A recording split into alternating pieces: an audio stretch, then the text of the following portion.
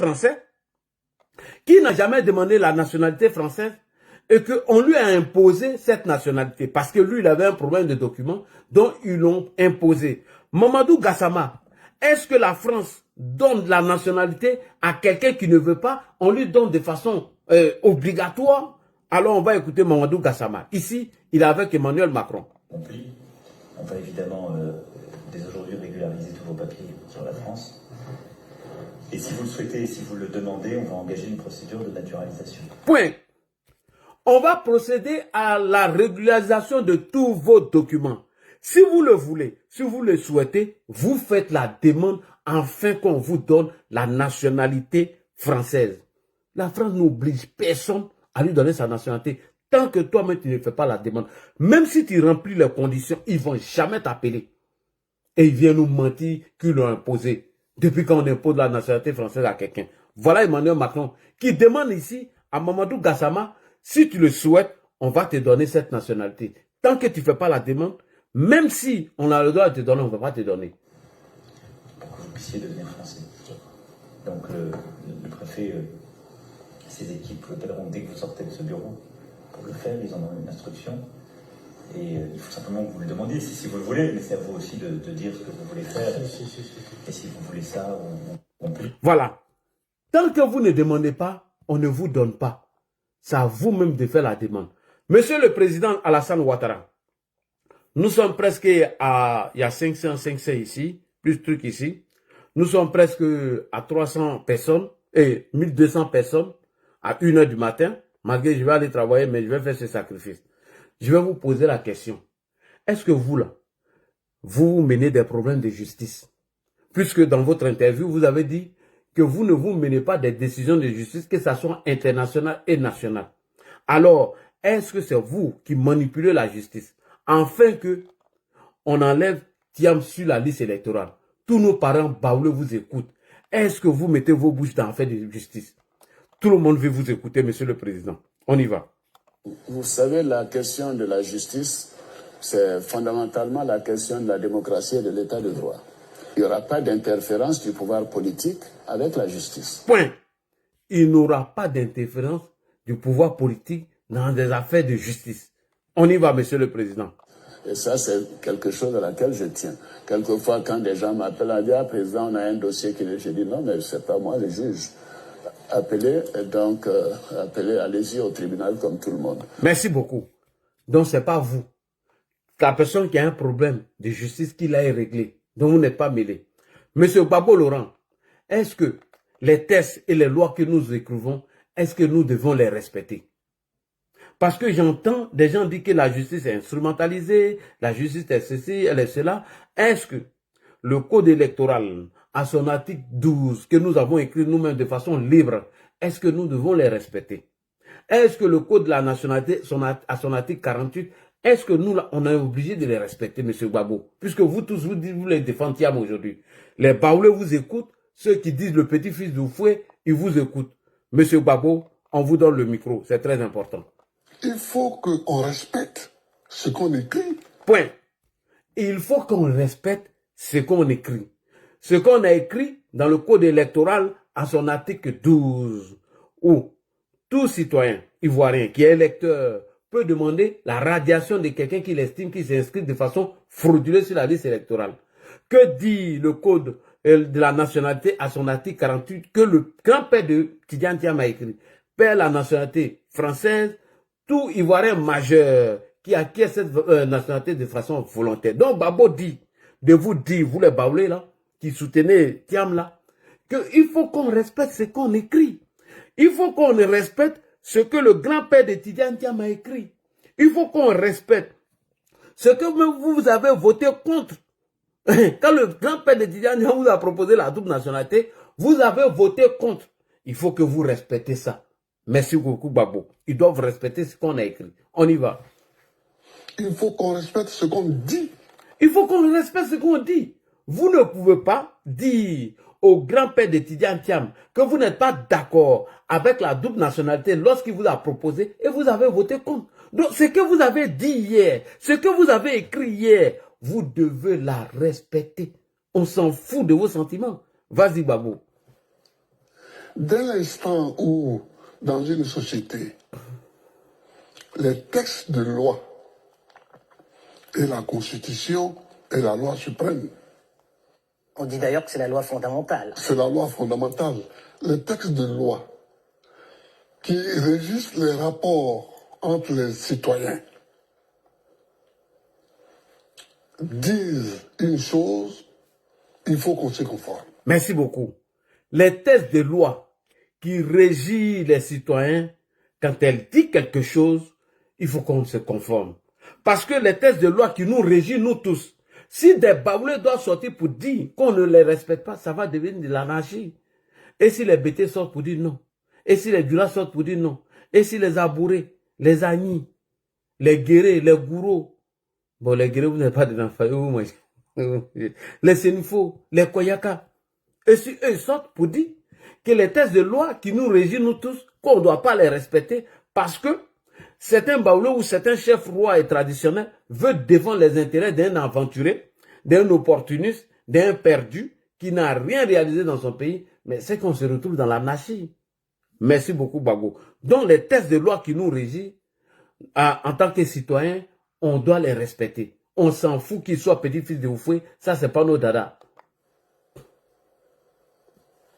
Et c'est en s'y conformant que la société est régulée de façon efficace. C'est quand vous vous conformez aux textes et les lois que nous avons écrits que la société se régule de façon efficace. Mais si vous dites non, et chaque loi doit sortir, mais là, on va se retrouver dans l'anarchie. Merci beaucoup, M. Babo. Continue. Si on écrit une chose et qu'on en fait une autre, on assiste à ce qui arrive en Côte d'Ivoire. Voilà. Si le grand-père de Tidiane Thiam écrit quelque chose et que vous votez contre, et qu'on en fait quelque chose, mais c'est ce qui va envoyer vos sorties là, à la con là. Vous dites des bêtises là. Si on dit quelque chose et qu'on écrit quelque chose et vous voulez qu'on fasse le contraire, mais c'est ce qui va envoyer vos sorties là. Chers frères. Ok, merci beaucoup, Babo, faut partir. Tiens, en quelle année tu es venu en Côte d'Ivoire? En 1994, lorsque Henri Konan Bédié t'a appelé pour être président du Bénin, toi-même tu vas l'expliquer ici, et tu as travaillé avec Bédié, et le même Bédié, dans l'année où toi tu es arrivé, tu travaillais avec lui, a pris des lois du code électoral pour faire barrage à Alassane Ouattara. Tu as vu des djoulas sortir? Tu as vu les BT sortir pour se plaindre? Tu as vu des guerriers, des gourous sortir pour se plaindre? Hein? Faut arrêter ça. On va écouter votre fils, Tidiane Thiam. Tidiane Thiam, vous parliez donc du président Bédié. Quelle était la proximité dont vous bénéficiez du président Bédié? À quel moment vous vous rencontrez pour que vous deveniez plus tard son ministre? Écoutez, les choses commencent. Oui. Bon, vous savez que par nos origines familiales, on a participé à différentes étapes du développement de la Côte d'Ivoire. C'est sur un plan personnel, je connaissais le président Bédié, je l'avais vu à Yamoussoukro, comme j'avais pu voir le président Yassé ou Mamadou Koulibaly ou d'autres personnalités ivoiriennes, mais dans la position d'un enfant regardant un adulte. Donc c'est bien plus tard, en fait, que je rentrais. J'étais à Paris à l'époque, je travaillais au cabinet McKinsey, en passe de devenir directeur associé, et j'ai trouvé un samedi soir sur mon répondeur un message du ministre Awan Guetta me disant: le président Bédié veut déjeuner avec vous demain à Abidjan. Donc j'ai dû le rappeler un peu embarrassé pour expliquer que c'était physiquement impossible pour moi d'être à Abidjan le dimanche pour ce déjeuner. Et ensuite j'ai dû expliquer à mes patrons que on me demandait dans mon pays et qu'il fallait que j'y aille. Donc lundi, je suis parti pour Abidjan. Ensuite, ça a duré 2 semaines. C'est une période très difficile et confuse. Le président Bédié venait d'accéder au pouvoir. Il y avait eu la dévaluation du franc CFA avec une désorganisation de l'économie. Et donc, il a mis 2 semaines à me recevoir et finalement, il m'a reçu. Il y avait quelques témoins à cette rencontre. C'était un déjeuner. Le Premier ministre Daniel Cablon-Duncan, le ministre Niamien Goran, que je salue tous les deux, le ministre Awan Guetta, que je salue également, le président Bédié et moi-même. Et donc, nous avons déjeuné tranquillement. À la fin du déjeuner, il m'a dit, voilà, j'ai une proposition à vous faire, Monsieur le Président. Il m'a dit, je voudrais que vous deveniez le directeur général de ce qu'on appelait à l'époque la direction et contrôle des grands travaux. Qui est aujourd'hui le Bénet. Le Bénet, qui a changé de nom sous ma direction. Et donc, il m'a dit, ça c'est un peu plus drôle, parce que c'est quelque chose qu'il faut savoir de lui. C'était quelqu'un qui avait un sens de l'humour assez fin et qui n'est pas évident au premier abord. Et il m'a dit, écoutez, de toute façon, je veux que vous me donniez une réponse immédiatement et sans condition. Et il a dit, ce n'est pas la peine de me dire que vous allez consulter votre épouse avant de me donner une réponse. Donc, en souriant, je lui ai dit, écoutez, Monsieur le Président, moi, si le pays a besoin de moi, je n'ai jamais manqué de répondre à un Vous n'avez pas appel. hésité un seul instant? Je n'ai pas hésité. J'étais terrifié. J'étais terrifié parce que je savais que c'était une sorte d'injonction. C'était un rôle. Mais vraiment, c'est plutôt dans mon tempérament de répondre à un appel pareil, par patriotisme, par attachement au pays, auquel je devais beaucoup. Donc je me devais d'essayer. Et je lui ai répondu oui. Donc il m'a dit, va mettre l'ordre dans tes affaires, dans 15 jours je te nomme au Conseil des ministres. Et donc le 20 avril 1994, j'étais de retour à Abidjan pour être nommé donc, directeur général de la direction et contrôle des grands trains. Merci beaucoup. Donc lui, en 94, Bédié l'a fait appel. Il est rentré au pays. Et sous Bédié, voilà ce qu'ils ont fait. Henri Konan Bédié a pris des lois du code électoral afin de faire barrage au président Alassane Ouattara. Est-ce que les Djoula sont sortis? Les Bété sont sortis? Les Gouro sont sortis? Les Guérés sont sortis? Non, personne n'est sorti. On a accepté. Et il a changé tout. Lorsque Tidiane Thiam, le petit-fils d'Oufoué, était là, pourtant, eux ne se sont jamais battus afin de protéger l'image d'Oufoué. Lui qui s'est battu pour protéger l'image d'Oufoué, c'est le président Alassane Ouattara. On écoute ici Bédié. La discussion qui tourne autour du code électoral n'a rien à voir avec le PDCI. C'est le gouvernement qui organise les élections. Mais ça ne veut pas dire que c'est le PDCI qui gouverne la Côte d'Ivoire. Le gouvernement s'en tient au principe de l'État. Et le PDCI s'en tient aux règles régissant les partis politiques. C'est en 1994 que pour la première fois a été introduite dans la Constitution. Les éléments ont été introduits dans la Constitution par le président Bédié, les éléments écartant de la course à la présidentielle ceux qui n'étaient pas de père et de mère ivoiriens. Ok. C'est en 1994 que Henri Konan Bédié change la Constitution afin de faire barrage tous ceux qui devaient faire la course à la présidentielle. Où étaient les chefs Akoué? Vous étiez où? Pourquoi vous n'avez pas pris vos micros en ce moment pour dire non? Henri Konan Bédié, il ne faut pas le faire. Que parce que demain, le petit-fils d'Oufoué va vouloir diriger ce pays. Mieux, le petit-fils d'Oufoué était là. Il a fermé son caquet et il n'a rien dit. Et il a laissé tout faire. Et c'est vous qui allez venir vous plaindre aujourd'hui? Non, vous n'avez pas cette légitimité. Vous devez la fermer. Mais les gens n'ont pas de mémoire. Ils font comme si c'est moi qui ai créé cela. Alors qu'on peut relire les minutes des débats à l'Assemblée nationale et voir que j'ai combattu ce projet de loi. Le président de la République lui-même déclare dans le sens que le débat est clos et que le code électoral sera appliqué intégralement. Puisque le PDCI aime l'adverbe intégralement, moi je leur réponds par l'adverbe, je lutterai résolument. Je ne veux pas ce code électoral et je ne me présenterai pas du tout à aucune élection organisée sous l'emprise de ce code électoral. Alors, en 1994, le même Henri Konan Bédié met dans le code électoral que pour être candidat à la présidentielle, il faut résider sur le territoire national pendant au moins 5 ans. En 2000, Guy Robert taille une constitution sur mesure avec M. Gbagbo pour dire que pour être candidat à la présidentielle, il ne faut jamais être prévalu d'une autre nationalité. Mais dites merci à Alassane Ouattara. qu'aujourd'hui, là, ça n'existe plus.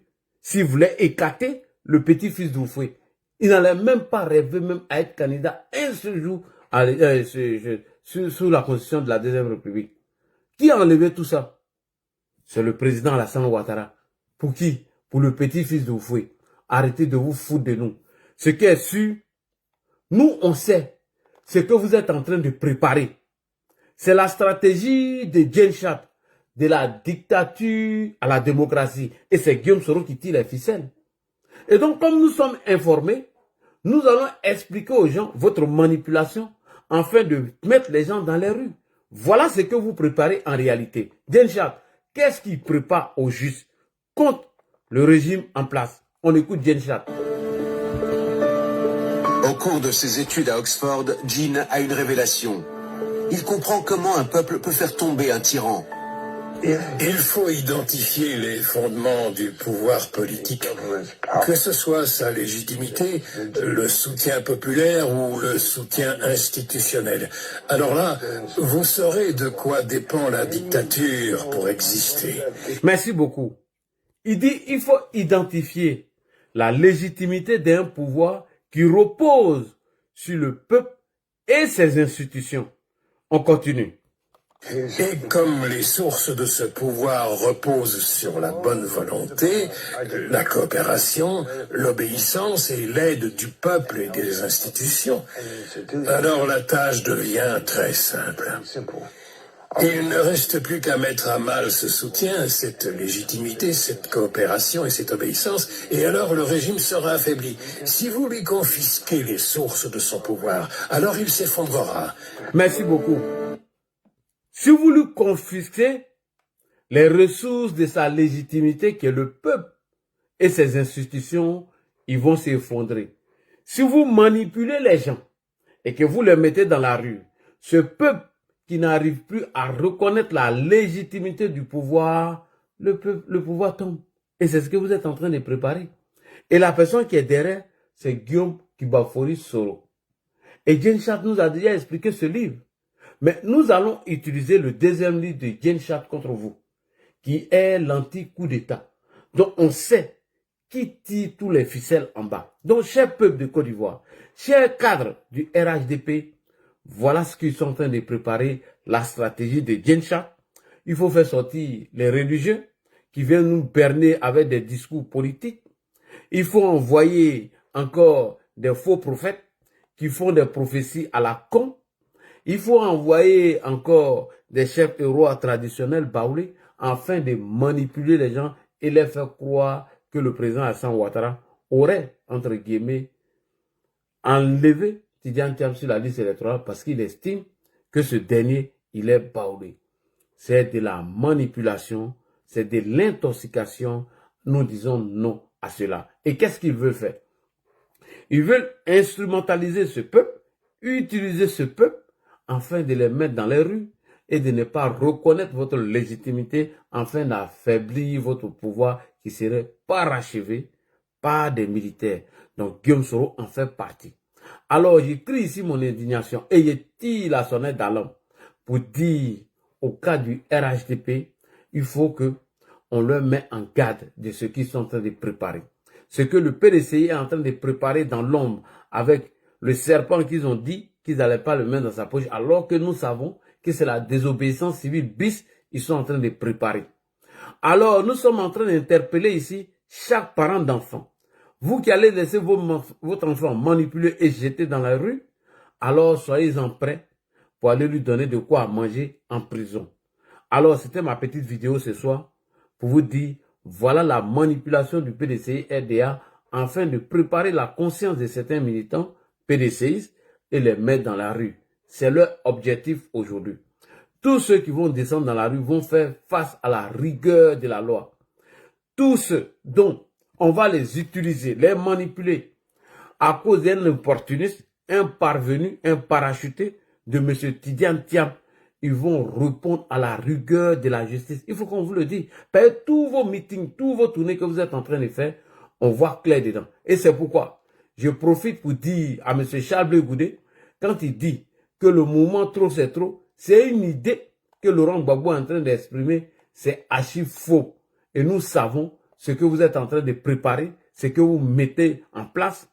Nous allons nous préparer en fonction de ce que vous êtes en